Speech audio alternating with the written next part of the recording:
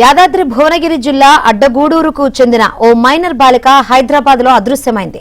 ఈ నెల 9న అడ్డగూడూరులో బాలికపై లైంగిక దాడికి యత్నించి పోక్సో కేసు నమోదైన యువకుడే ఆమెను కిడ్నాప్ చేశాడని తల్లిదండ్రులు ఆరోపిస్తున్నారు. ఈ మేరకు వారు మలక్పేట పోలీసులకు ఫిర్యాదు చేయగా యువకుడిపై కిడ్నాప్ కేసు నమోదు చేశారు.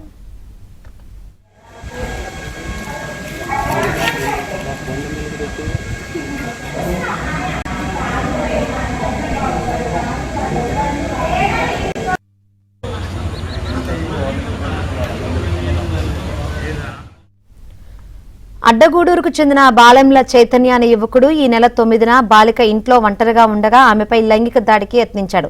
అంతలోనే బాలిక అమ్మమ్మ రావడంతో ఇంటి గోడ దూకి పరారయ్యాడు. ఈ ఘటనపై బాధితురాలు అమ్మమ్మ అడ్డగూడూరు పోలీస్ స్టేషన్లో ఫిర్యాదు చేయగా నిందితుడిపై పోక్సో కేసు నమోదైంది. అదే రోజు బాలికను అమ్మమ్మ హైదరాబాద్లోని ఆమె తల్లిదండ్రుల వద్దకు తీసుకువెళ్లింది. అనంతరం బాలికను ఆమె తల్లిదండ్రులు ఈ నెల 13న భువనగిరిలోని భరోసా కేంద్రానికి తీసుకువచ్చి వాంగ్మూలం ఇప్పించి తిరిగి హైదరాబాద్కు తీసుకువెళ్లారు. అదే రోజు బాలిక అదృశ్యమైంది. మరోవైపు అడ్డగూడూరులో యువకుడు చైతన్య కూడా కనిపించకపోవడంతో అతడే తమ కుమార్తెను కిడ్నాప్ చేశాడని బాలిక తల్లిదండ్రులు బంధువులు ఆరోపిస్తున్నారు.